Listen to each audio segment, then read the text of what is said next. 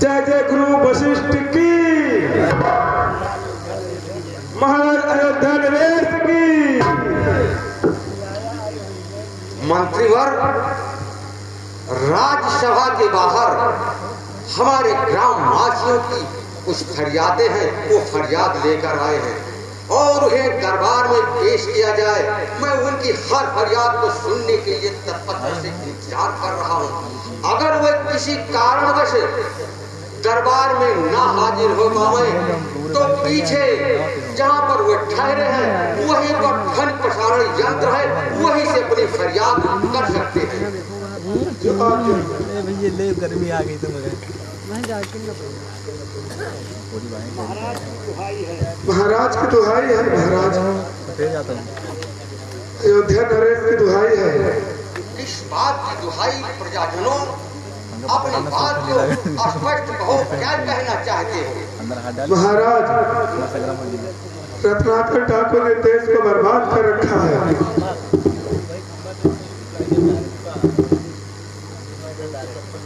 मेरी भी एक जारी से सुना जाए। महाराज, इससे भी बड़ी मेरी फरियाद है।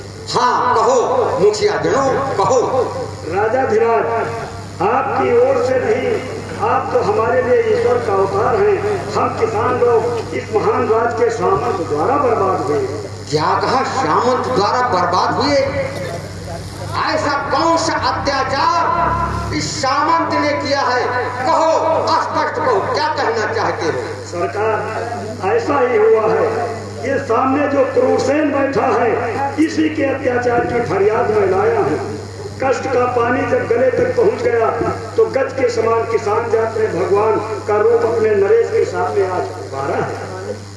क्रूरसेन, मैंने क्या कहा? मैंने अत्याचार किया है? बैठे रहिए, बैठे रहिए सामंत, बैठो। हाँ, और मुखिया जन और भी जो कहना है वो भी कहो। एक संकोच कहो, ये अयोध्या नरेश का दरबार है। एक बात हो महाराज, तब कहा जाए। मालिक, हम तो इतने बेचारे, हम लोगों की नंगी पीठों पे कोड़ों पे खाल उधेड़ दी है। खाल उधेड़ मेरी बहन बेटियों की इज्जत लिया है। और क्या कहे प्रभु, क्या कहे?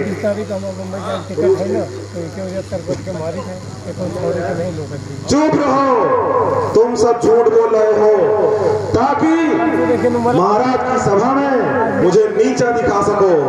कल ये ससुराल एक दिन रहे तो रिश्तेदारी में हमारे टाइम आया जाएगा। 19 तारीख तक घूम ले, 20 तारीख का टिकट 20 तारीख से महाराज, इसका उदाहरण ये अबला है। फुल ठंडी में गई। हाँ महाराज, तो ठंडी में आज फिर लोगों ने समय फिर आ गई। गर्मी में से गर्मी में बाहर और ठंडी में।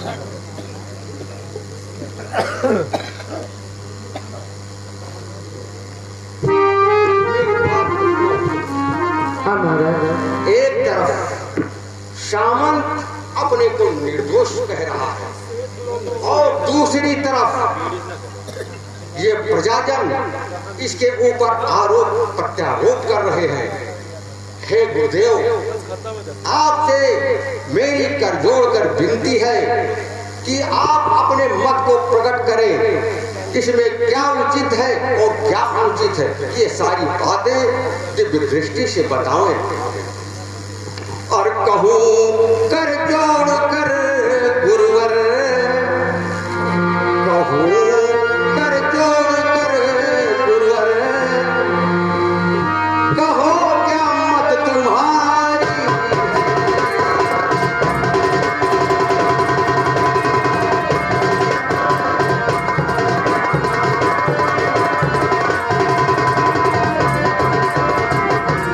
कहो कर जोड़ कर गुरुवर,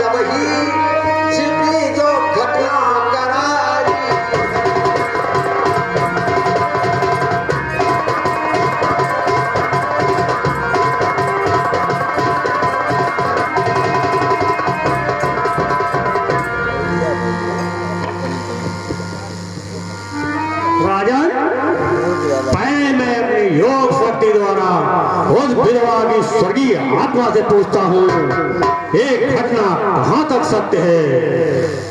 देखो मैं ध्यान लगाता हूँ, अभी बताता हूँ। कहो, दिव्य दृष्टि से उचित और अनुचित का कथन सामने रखो।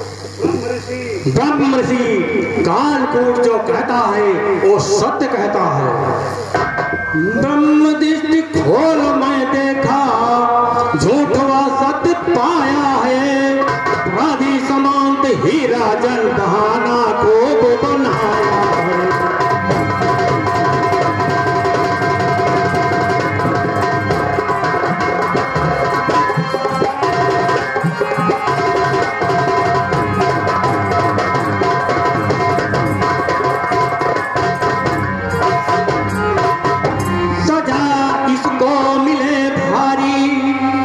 सना ठीक ना इसको, और सताया खूब प्रजा को मैंने सच सच सुनाया।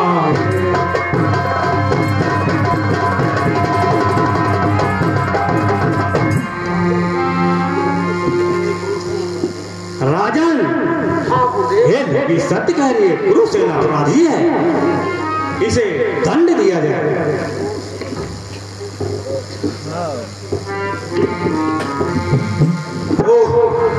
अच्छा, तो अब मैं अपने व्यक्तित्व को प्रकट कर देना है उचित समझता हूँ। हाँ हाँ, ये सब मैंने ही किया है। मैं क्रूरसेन भी नहीं हूँ, लंकावासी धूमकेतु हूँ, जो इस संसार में अपनी लालसाओं को पूरी करने आया था। अब तुम लोग मेरा असली रूप देखो। और बस बस बस खामोश रहे और रख जुबान को बंद, और दारू पी भोजन किया गंदा लूटा खोला।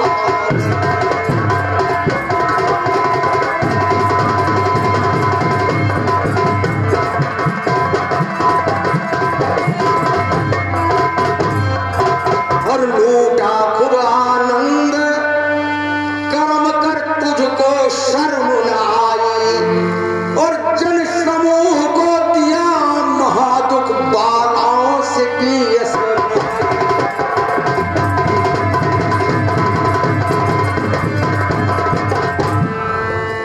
और क्रूरसेन को जान से मारा, और तू पापी हत्यारा, और बलात्कार किया पत्नी संगोरा छस गंवारा।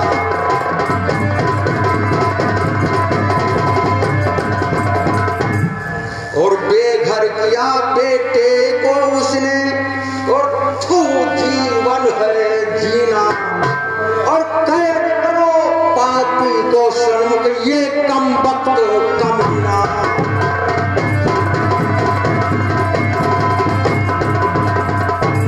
और भागने ना पाए, घेर लो चारों दिशाएं।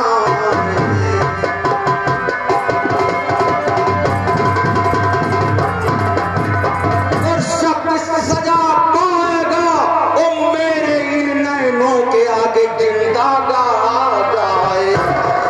बस, अगर तुमने ऐसा किया तो मेरी भविष्यवाणी है, लंकापति रावण तुम्हारी लखा नगरी को विध्वंस कर देगा।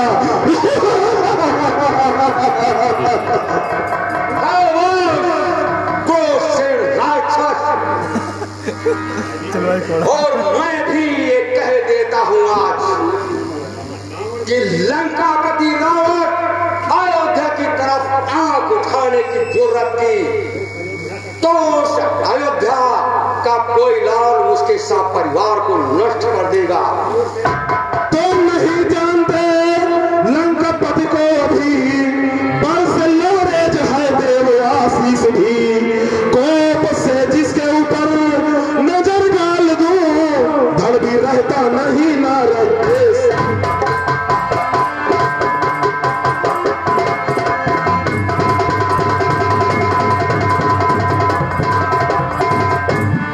तो लेके जाओ इसे सारे दरबार से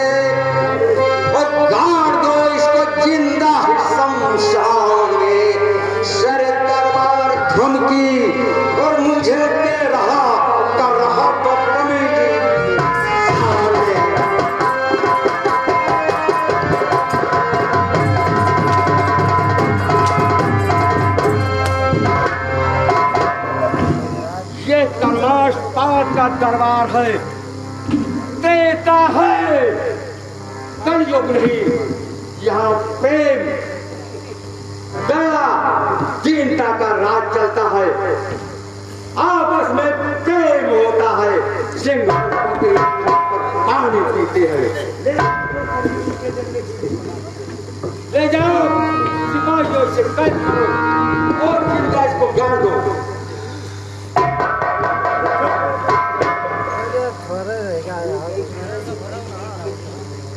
रात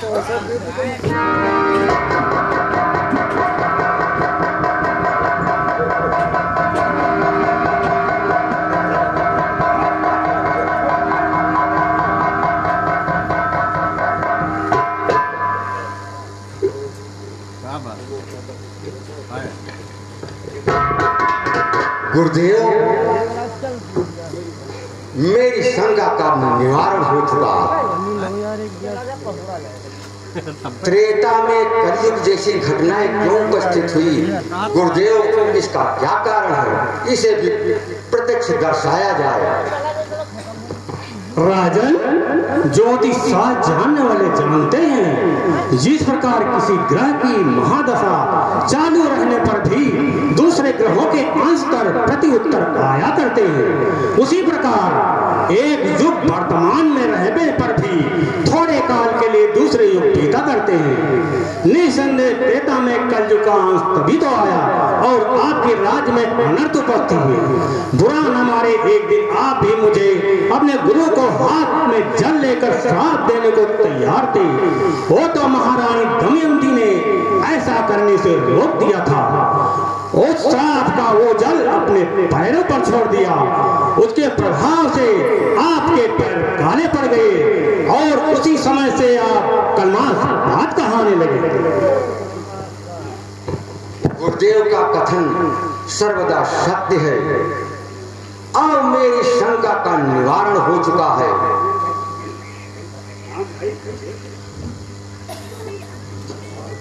बेटा वीरभद्र, हाँ धर्मपाल,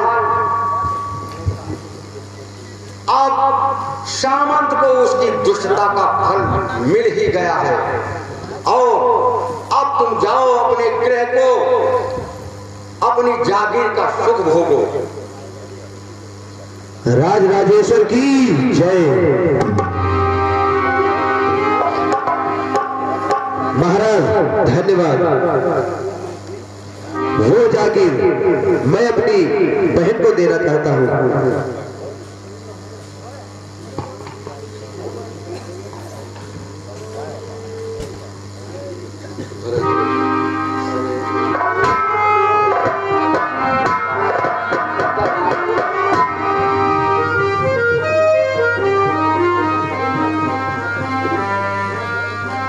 बेटा धर्मपाल, हाँ एक प्रश्न का उत्तर और देते जाओ। कहो, तुम क्या प्रश्न है? अपने जीवन को कैसे निर्वाह करोगे? क्या होगा? महाराज, जन सेवा और परोपकार। मैंने विचार किया है कि देश के चारों कोने में 4 बड़े बड़े आश्रम बनाऊंगा, जिसमें सभी बच्चों को गुरु दीक्षा दिलवाई जाएगी। धन्य है गुरुस्वर, आपकी इस राज्य में पूर्ण महानुभूत रहेगी। बेटा धर्मपाल, हाँ इस संबंध में फिर कभी आना, मैं आपसे कुछ बातें अवश्य करना चाहता हूँ। जो आज्ञा महाराज जी। राज राजेश्वर की जय हो।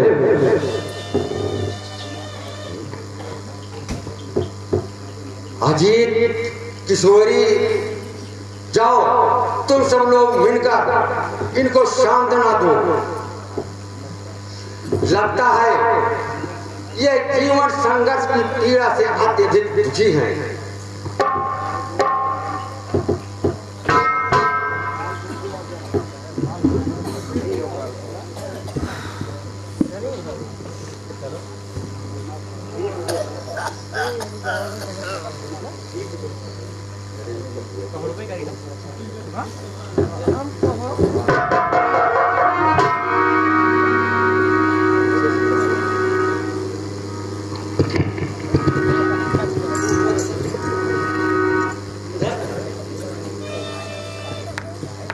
महाराज एक प्रार्थना है मेरी।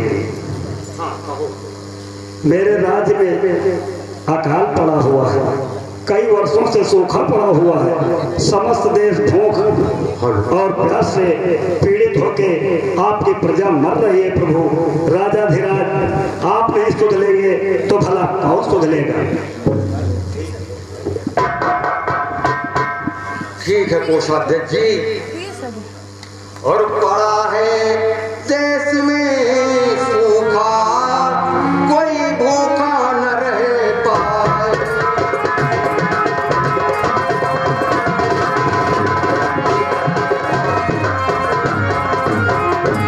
और पड़ा है देश में सूखा और कोई भूखा न रह पाए। और खोल दो अन्न भंडारण, सभी को भोजन दिया जाए।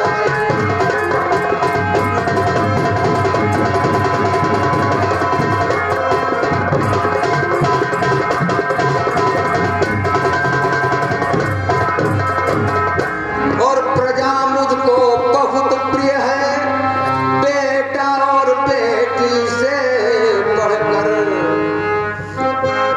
अन्नवान हम सभी को तो किसी की जान ना जाए।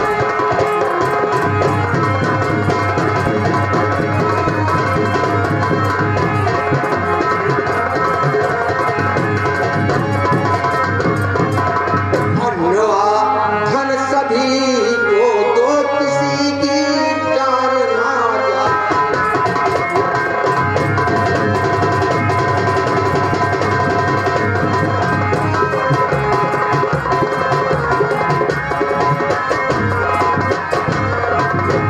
जो आज्ञा महाराज, परंतु हाँ बताओ क्या कहना चाहते हो मुखिया जी?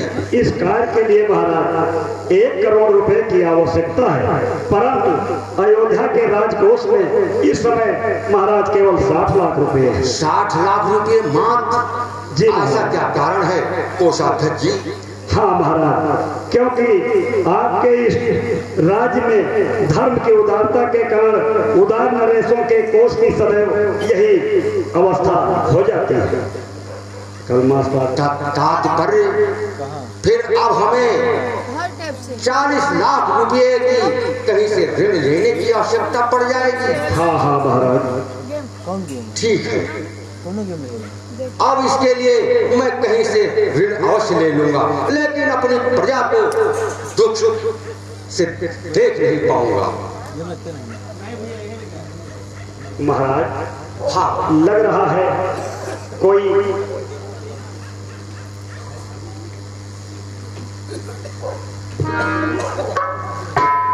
महाराज लग रहा है हाँ कोई एक जैसे साधारण नारी दरबार की तरफ आ रही है। प्रभु आपकी क्या आज्ञा है? आने दिया जाए, तुरंत आने दिया जाए। जो आज्ञा महाराज।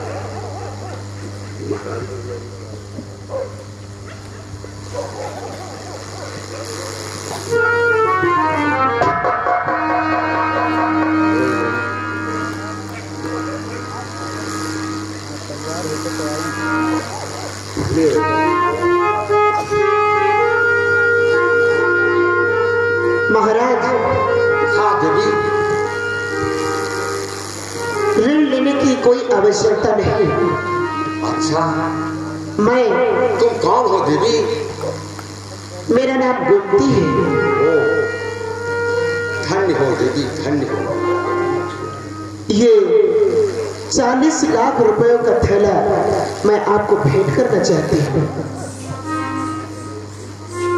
मैं एक भील कन्या हूँ। मेरा पति ये 40 लाख रुपए का ये जो रकम है दे करके वो कहीं तपस्या करने के लिए चले गए। अतः मैं इन रुपयों को अपने देश के राजा के दान करना चाहती हूँ। अन्न पूर्ति के लिए मैं इसे आपके चरणों में अर्पण करती हूँ। धन्य हो देवी, धन्य हो। आप ही जैसी तो इस भारत देश की महान नारियों ने भारत देश का नाम बड़े ही गर्व से ऊंचा उठाया है। वीर गति को प्राण पाने वाली महारानी लक्ष्मीबाई ने भारत देश को बहुत ही ऊंचा से उठाया है और भक्ति के पथ पर जाने वाली माता अनुसुईया, पार्वती, सावित्री और सीता जैसी नारियों ने देश का बहुत ही गर्व से नाम ऊंचा किया है। धन्यवाद। ऐसी ही देवियों के जोत से आर्य देश संसार के देशों में मुकुटमणि है।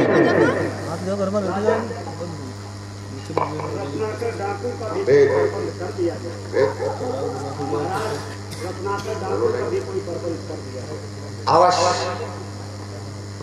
मैं उस डाकू का नाम अच्छी तरह से जानता हूँ।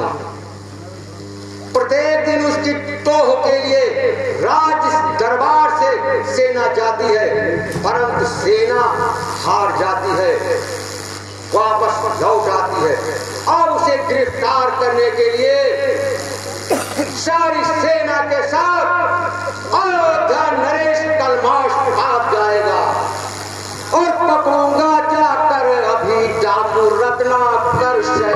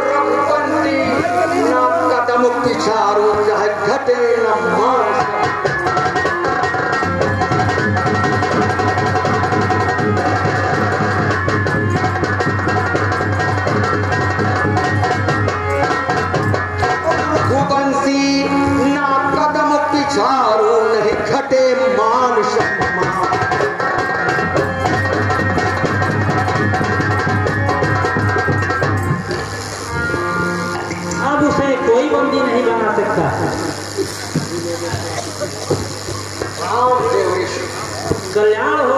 आइए आसन ग्रहण कीजिए।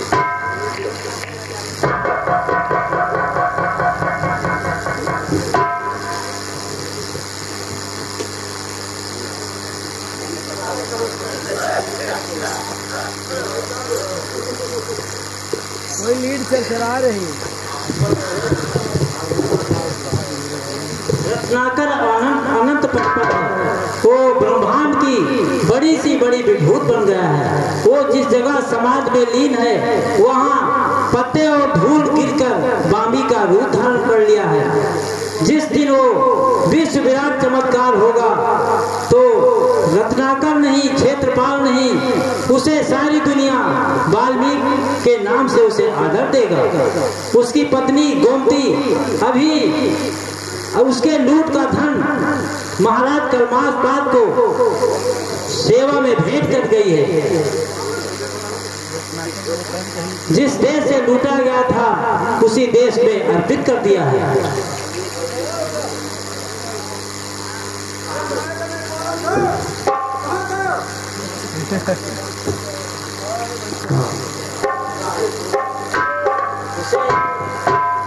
उसे मैं अपनी योग दृष्टि से देख रहा हूँ। आप भी चलिए और देखिए।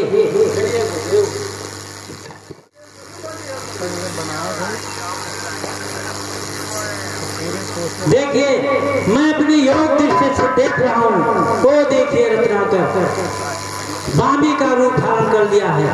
आप लोग भी इसका अवलोकन कीजिए। मैं देख रहा हूँ गुप्त शक्तियां गागर में सागर है। नाम मात्र का ये रत्नाकर सचमुच रत्नाकर है।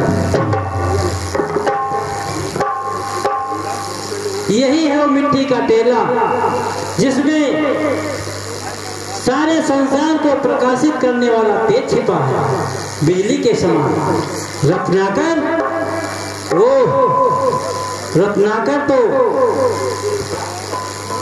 रत्नाकर तो परमात्मा की गोद में बैठ गया है, आवागमन से मुक्ति पा चुका है।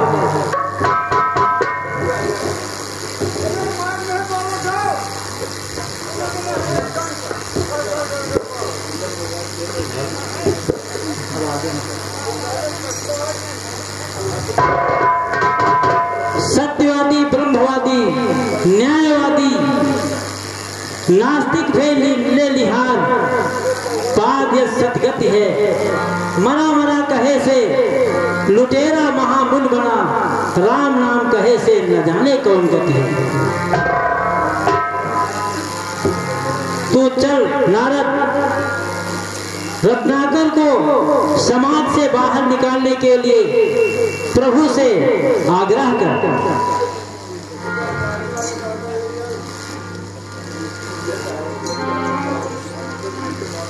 हे प्रभु, अपने इस शिष्य को वामी से बाहर निकालने का उपाय कीजिए प्रभु। आप मौन क्यों हैं? बोल दो। हे देवर, अब इसे जाके समझाने की कोई आवश्यकता नहीं है। मैं स्वयं ही तुम्हारे पुकार की डोरी से खींचकर यहाँ आ गया। धन्य हो प्रभु, धन्य हो। तुम्हारी बारंबार मैं वंदना करता हूँ।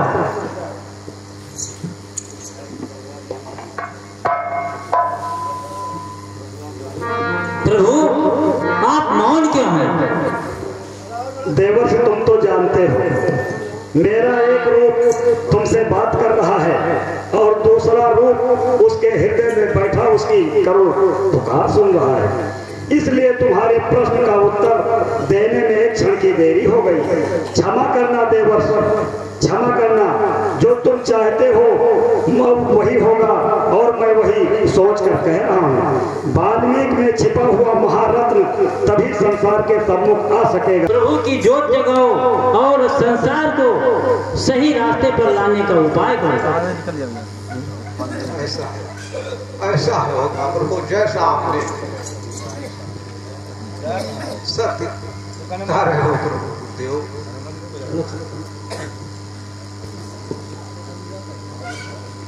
जगदीश्वर जगतपते, मेरा तो यह निवेदन है, आप मेरे सदा सदा के लिए मेरे हृदय में, मेरे इन नेत्रों में निवास करें। यह नया क्षीर सागर है तथा हृदय में ही विराजना ये नया साकेत धाम है। अयवस्तु भक्तराज, अयवस्तु आओ। तुमने जिस भावना से मुझे साष्टांग प्रणाम किया है उसके उत्तर में मेरे हृदय से लिपट जाओ। मुझ में और तुम में आज से कोई अंतर नहीं है। महर्षि वाल्मीकि, आज से तुम त्रिकालदर्शी संत हो गए हो और ये तुम्हारे गुरुदेव का बताया हुआ मार्ग अब संसार में जाकर के फैलाओ। और सदैव मैं तुम्हारे साथ हूँ, अंतर में भी हूँ और बाहर में भी हूँ। अपने गुरुदेव को प्रणाम करो और आज से संसार को एक दिव्य ज्ञान प्रदान करने की कृपा करो। गुरुदेव कल्याण हो, वाल्मीकि कल्याण हो। आओ हम सभी लोग मिलकर प्रभु का गुणगान करें। जय जय रघुपति राघव राजा